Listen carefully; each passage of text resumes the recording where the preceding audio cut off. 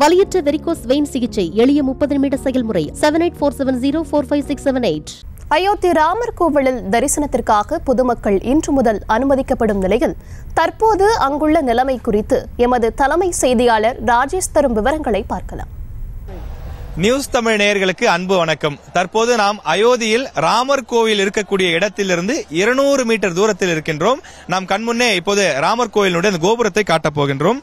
ஒளிப்பதிவாளர் கருப்பையா உங்களுக்கு காண்பிப்பார். இதோ தூரத்தில் அந்த இளம் சிவப்பு நிறத்திலே தெரியக்கூடிய அந்த கோபுரம் தான் ராமர் கோவில் அமைந்திருக்கக்கூடிய இடம். இந்த ராமர் கோவில் அமைந்திருக்கக்கூடிய இடத்திலிருந்து 200 மீட்டர் தூரத்திலிருந்து தற்போது நாம் அருகில் இருக்கக்கூடிய ஒரு உயரமான கட்டிடத்தில் நின்று கொண்டு உங்களுக்கு காட்சிப்படுத்திக் கொண்டிருக்கிறோம். அங்கிருந்து மக்கள், அதாவது ராமருடைய சிலை அந்த உயரமான கோபுரம் இருக்கிறது அல்லவா, அதற்குள் தான் ராமருடைய சிலை இருக்கின்றது. அதை சுற்றிலும் ஏராளமான பிரகாரங்கள், விநாயகர் சிலை உள்ளிட்ட பல்வேறு விதமான கடவுள்களுடைய சிலைகள் உள்ளே வைக்கப்பட்டிருக்கின்றது. அங்கிருந்து, அதாவது இந்த இடத்திலிருந்து தான் தரிசனத்துக்கு மக்கள் செல்கிறார்கள். இந்த இடத்திலிருந்து 2 கிலோமீட்டர் தூரத்திற்கு, அதாவது கோவில் அமைந்திருக்கக்கூடிய இடத்திலிருந்து 2 கிலோமீட்டர் தூரத்திற்கு மக்கள் நின்று கொண்டிருக்கிறார்கள்.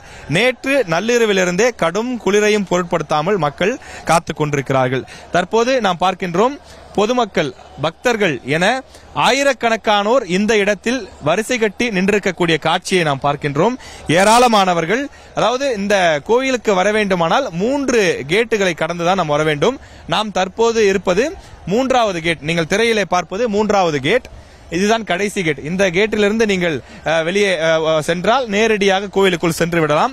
இந்த இடத்தில் ஆயிரக்கணக்கான பக்தர்கள் வரிசையிலே ஒருவர் மீது ஒருவர் நெருக்கியபடி நின்று கொண்டிருக்கக்கூடிய காட்சியை நாம் பார்க்கின்றோம்.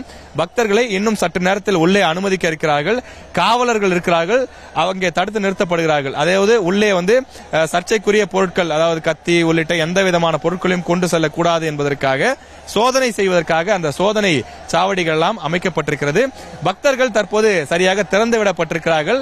அந்த காட்சியையும் நாம் பார்த்துக் கொண்டிருக்கிறோம். பக்தர்கள் எப்படி, இந்த காட்சியை நாம் பார்க்கும்போது நமக்கு திருப்பதி தான் ஞாபகத்திற்கு வருகின்றது. நாம் பார்க்கின்றோம், திருப்பதியிலே எப்படி அந்த குடோன் என்று சொல்வார்கள், அறைகளிலே அடைத்து வைப்பார்கள் மக்களை. சில நேரங்களில் 1 நாள், 2 நாள், 3 நாள் எல்லாம் அடைத்து வைத்த காலங்கள்லாம் உண்டு. அதுபோன்று பல மணி நேரம் அடைத்து வைக்கப்பட்ட மக்கள் எப்படி பெருமாளை பார்ப்பதற்கு மகிழ்ச்சியோடு கோவிந்தா கோவிந்தா என்று சொல்லி ஓடுவார்களோ, அதுபோல இங்கே மக்கள் ஜெய் ஸ்ரீராம், ஜெய் ஸ்ரீராம் என்ற கோஷத்தோடு அவர்கள் செல்லக்கூடிய அந்த காட்சி பார்க்கின்றோம். சப்தம் காதை பிளக்கக்கூடிய அளவிற்கு, அந்த அளவிற்கு மிகுந்த ஒரு மகிழ்ச்சியோடு ஜெய் ஸ்ரீராம் கோஷமிட்டு பக்தர்கள் ஏராளமானோர் ஓடி செல்வதை நாம் பார்க்கின்றோம். ஒளிப்பதிவாளர் கருப்பையா காண்பித்துக் கொண்டிருக்கிறார். இந்த இடத்தில் நாம் பார்க்கக்கூடிய இடத்தில் எப்படி கூட்டம் இருக்கிறதோ அதே போலத்தான் 1 கிலோமீட்டர் தூரத்தையும் தாண்டி கூட்டம் இருக்கின்றது.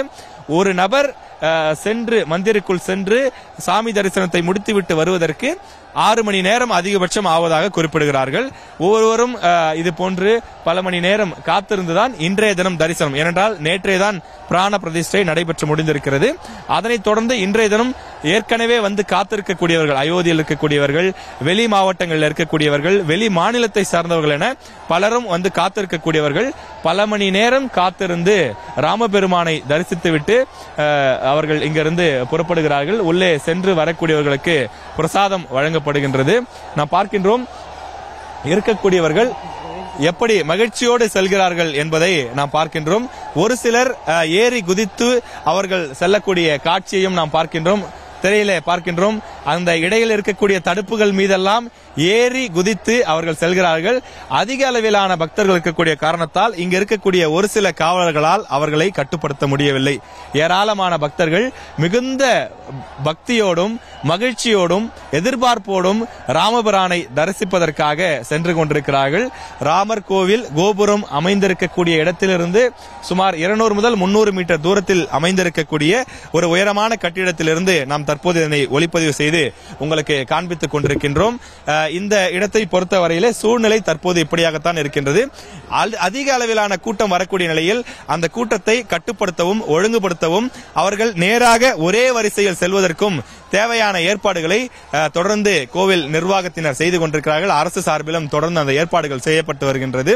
அயோத்தியிலிருந்து பலவிதமான விஷயங்கள் இங்கு செய்யப்பட்டிருக்கக்கூடிய சிறப்பு ஏற்பாடுகள், கோவிலுக்கு எப்படி செல்ல வேண்டும், தரிசனம் செய்வதற்கான அந்த ஏற்பாடுகள் உள்ளிட்ட பல விஷயங்களையும் நியூஸ் தமிழ் உங்களுக்கு வழங்கிக் கொண்டிருக்கின்றது. தொடர்ந்து வழங்க இருக்கின்றோம். அயோத்தியிலிருந்து ஒளிப்பதிவாளர் கருப்பையாவுடன் செய்தியாளர் ராஜேஷ்குமார்.